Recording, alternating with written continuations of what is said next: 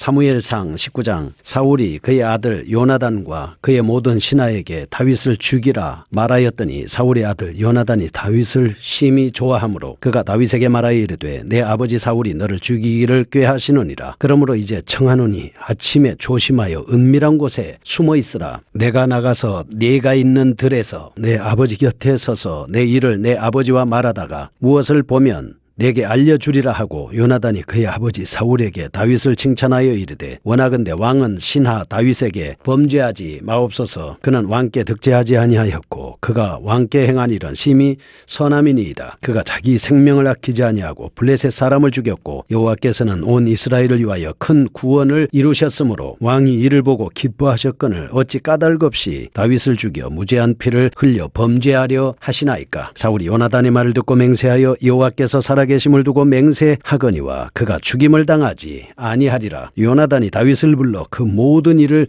그에게 알리고 요나단이 그를 사울에게로 인도하니 그가 사울 앞에 전과 같이 있었더라. 전쟁이 다시 있으므로 다윗이 나가서 블레셋 사람들과 싸워 그들을 크게 쳐 죽이매 그들이 그 앞에서 도망하니라. 사울이 손에 단창을 가지고 그의 집에 앉았을 때에 여호와께서 부리시는 악령이 사울에게 접하였으므로 다윗이 손으로 수금을 탈 때에 사울이 단창으로 다윗을 벽에 박으려 하였으나 그는 사울의 앞을 피하고 사울의 창은 벽에 박힌지라. 다윗이 그 밤에 도피하매 사울이 전령들을 다윗의 집에 보내어 그를 지키다가 아침에 그를 죽이게 하려 한지라. 다윗의 아내 미갈이 다윗에게 말하여 이르되 당신이 이 밤에 당신의 생명을 구하지 아니하면 내일에는 죽임을 당하리라 하고 미갈이 다윗을 창에서 달아내리매 그가 피하여 도망하니라. 미갈이 우상을 가져다가 침상에 누이고 염소돌로 엮은 것을 그 머리에 씌우고 의복으로 그것을 덮었더니 사울이 전령들을 보내어 다윗을 잡으려 하매 미갈이 이르되 그가 병들었느니라. 사울이 또 전령들을 보내어 다윗을 보라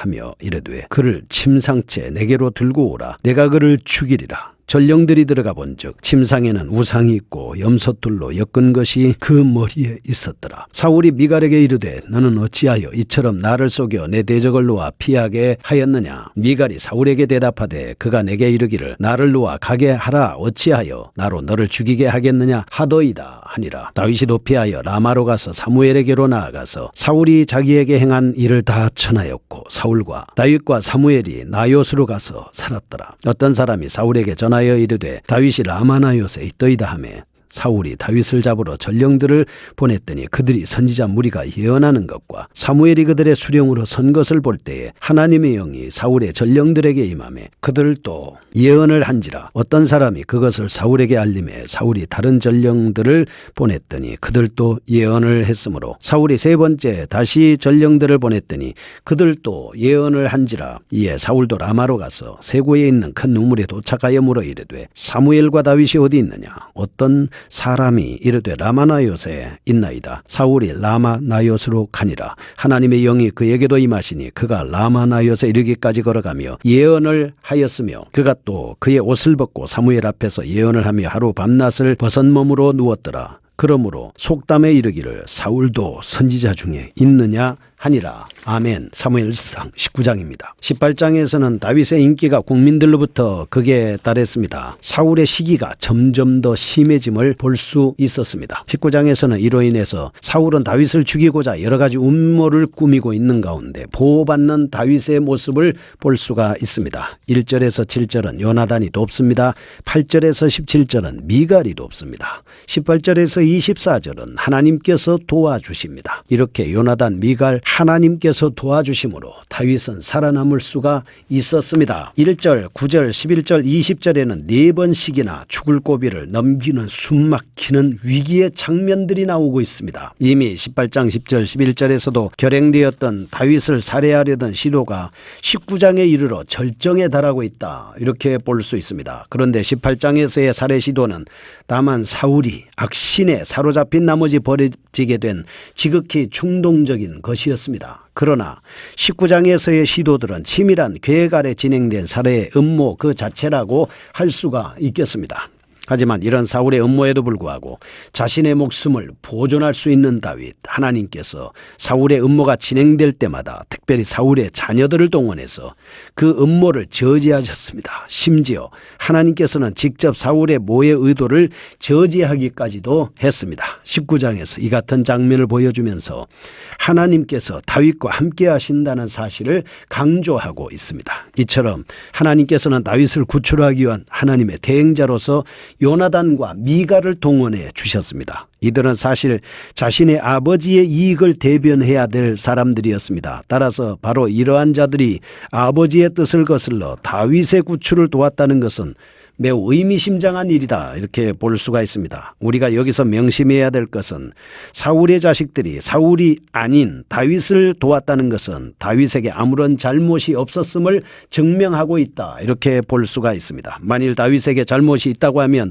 사울의 자식들은 다윗을 돕는 일을 하지 않았을 겁니다. 사울의 왕권은 조만간 박탈될 수밖에 없으니 다윗은 결국 이스라엘 왕에 오를 수밖에 없는 사람이었기 때문에 그들은 하나님의 아들 다윗을 도와줄 수밖에 없었습니다. 첫 번째입니다. 다윗의 보호를 위한 요나단의 노력을 보겠습니다. 1절에서 7절입니다. 요나단이 하나님의 대리자가 되어서 사울의 흉측한 음모로부터 다윗을 보호하는 노력하는 모습을 볼 수 있습니다. 이 첫째 1절입니다. 사울이 신하들에게 다윗의 사례를 은일히 명령합니다. 둘째 2, 3절은 요나단이 다윗에게 사울의 음모를 알려주면서 은신할 것을 말씀하고 있습니다. 셋째 4, 5절 보면 요나단이 사울에게 다윗의 무죄를 구하고 있습니다. 넷째 6, 7절입니다. 요나단의 충원으로 사울이 다윗에 대한 살해 기도를 포기하고 있는 모습을 볼 수 있습니다. 한편 1절에서 언급하고 있듯이 사울의 다윗에 대한 살해 음모에는 얼마 정도의 궁정 관리들도 개입되어 있었다라고 하는 것을 볼 수 있습니다. 18장에서는 신하들이 다윗에 대해서 긍정적인 시각을 갖고 있었던 것으로 언급되지만 그러나 사울의 신하 전체가 의기투합해서 다윗에 대해서 호의를 가지었다, 이렇게 보기는 실상은 어렵습니다. 19장과 18장의 상황은 그래서 다른 것입니다. 비록 처음에는 사울의 신하들이 다윗의 인간미에 반했습니다. 모두 그에게 호감을 가졌을 것은 분명한 사실입니다. 그렇지만 그 지위가 향상되어 감에 따라서 결코 적지 않은 신하들이 그에 대한 호의를 시기와 질투심으로 바꾸어 갔을 것이 분명하다, 이렇게 볼 수가 있습니다. 사울은 바로 이런 점을 이용해서 악의적인 음모를 꾸몄던 겁니다. 그런데 사울은 그때 다윗이 자신에 대해서 경계심을 갖고 있을 것으로 생각했을지도 모릅니다. 그래서 그는 다윗이 경계치 않았던 타인의 손을 빌려서 그를 살해하려고 했던 것입니다. 이것은 대단히 위급한 상황이었습니다. 그러나 하나님께서는 이 상황에 긴박성을 간파하시고 그래서 요나단을 통해서